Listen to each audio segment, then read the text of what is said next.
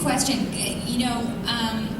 Years ago when I did Sailor Mars, I hadn't listened to her for a really long time, and I just assumed that all my voices were Sailor Mars, because I do Alex on Totally Spies, who's ridiculously high, and I've done a couple of bad guy voices. Anyway, the point is, when I re-listen to her, it sounds completely different. So I think we all have different voices that we do, and I have a little boy voice, and so we have our little, as soon as you see the script and what 16-year-old girl or whatever it is, or 7-year-old boy, you automatically revert back. So I think we all have at least a few of them. I know for myself, I have my teenage voice that's totally, or I have Alex. I'm not even going to try because my voice is a little tired right now. Or Ray she was such a girl, and I never really noticed before. But Serena, I never did that voice again, and it was like the weirdest thing. And then Susan was so kind yesterday, saying you should do that again, and I think I will. Next audition for a teenage girl, I'm doing Ray. So I think a lot of times too, the voices that we do, there may be variations on a character that we've done. So maybe you'll be doing a little boy voice, and sort of you'll be doing this boy voice, it's sort of like this, maybe, and then the next one you're a lot more like this, but it's still sort of along the same lines as that. Only you're pushing it a lot more. It just depends, It depends on who the character is. You're looking at the picture going, this is what I want this character to sound like. So sometimes it is a slight variation, and sometimes they're way off the map. The more you can do, the bigger the variety, the better. Best thing you can do is just listen to voices and just imitate them all the time. All the time. Actually, just to add to that, so a friend of mine who was the original Tuxedo Mask, Reno, said that to me years ago. He got me into this business, and he said he listens to advertise. He was listening to radio commercials and everything under the sun. And now Reno is the voice of NBC. So he's doing all these and that's exactly what it is. We were talking about this last night. It's about listening. You listen to the director. You listen to what people want, or even to our own voices if we have a reference. Because we have certain lines that we remember. So as soon as you say those lines, I'm Sailor Mars, I will write. As soon as you go in there, then you've remembered what you used to do, and you have one for. I think yours was. What was your Jupes? Well, I have one for just about everything. Jupes is going to be. I was a little bit careless with Jupes because it came so easily to me that I actually didn't really have a key phrase. But I guess the key phrase, which is what we're talking about here, would be. I don't know, but he kind of reminds me of my old boyfriend.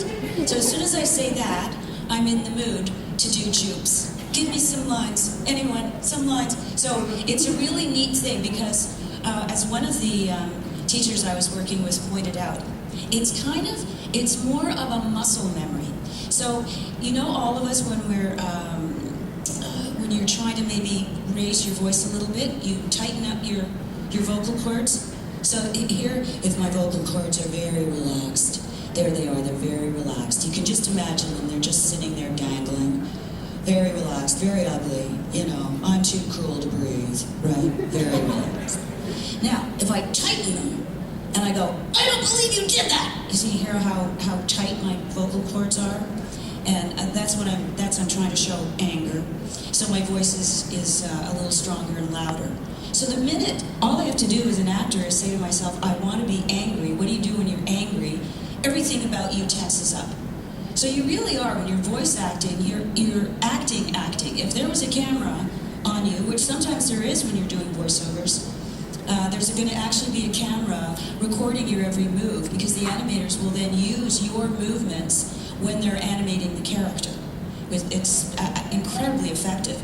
But what I'm saying is, you don't voice act from here up.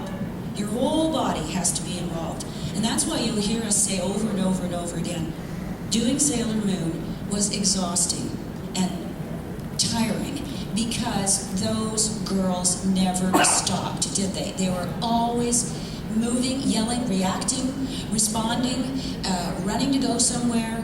They were never too cool to breathe. They were always happening. And so, as a voice actor, you're behind the microphone. Your whole body's into it as well. I'm sure if there'd been a camera on Linda as she's doing all that stuff, it would have been a remarkable sight to see. And that's the other thing too, is that you can't hold back. And even sometimes you're making some really ugly faces, but you have to. And you know what, that was my hurdle first getting into voice acting, because I didn't really assume to. I kind of fell into it. And my biggest problem, and I think if anybody is wanting to do voice or whatever, the biggest thing for me was I felt like I looked so stupid, right? And also too, I was 19 at the time, 18.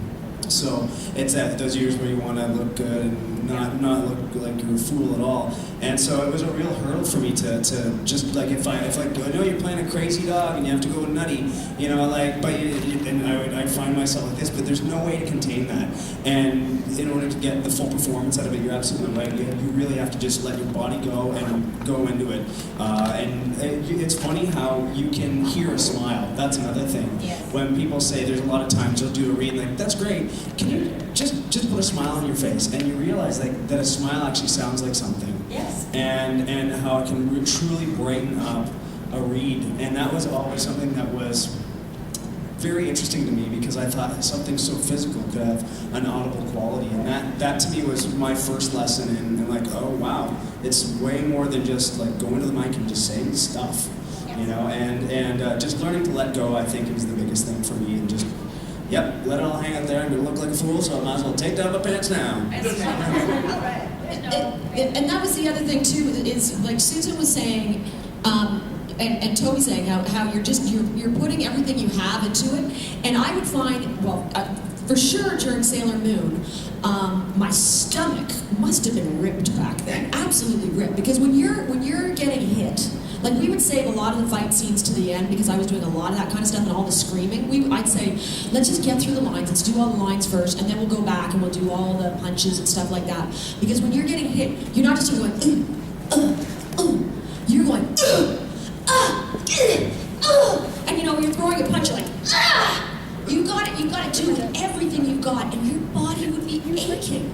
But as Serena, my eyes were aching, because every time I go, I had to cross my eyes. I didn't know I was doing it at the time, but I would just like, I'd be like this the whole time, and they would be howling at me going, you look like such an idiot. And I'm like, really? Do I really? You should videotape that sometime.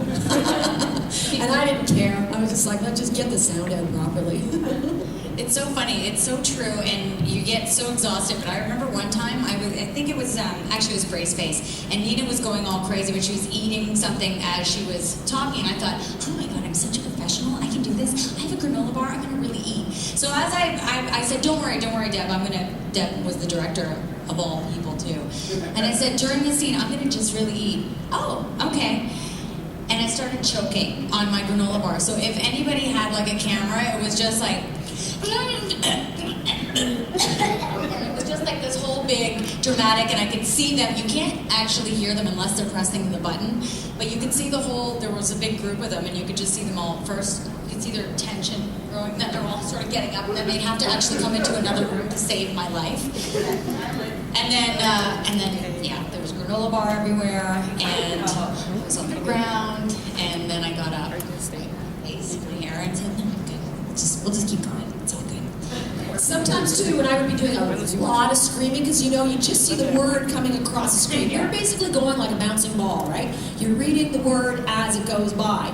And if a word was elongated, that meant you had to hold that for a long time. And you know, you could get easily a sentence right across the screen that you could see going by you, right? So you could see the whole thing, you know, like, oh, Darian, you're the greatest guy in the world. Whatever. So you can see that whole thing, and so you know this is coming up, and we go, oh, Darian, you're the greatest guy in the world. And then you'd see maybe a scream, and it would just say scream, and you didn't know necessarily what the scream was going to be, but the scream would be right off the strip, and you'd be like, oh shit. Okay, here we go. You take a great big breath, and I'd scream, you know, you'd scream and scream and scream and scream and scream and scream and scream, and this thing kept going. And you'd be like, you know what her mouth is like, she just.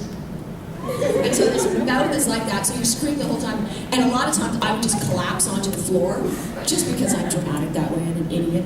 And the director would come running in, Linda, are you okay? And I'd be like, no, I'm fine. Just being an idiot. So then she stopped coming in when I would collapse. And I'd be like, and then she really collapsed. Yeah. went on a coffee break. No, I'm just kidding.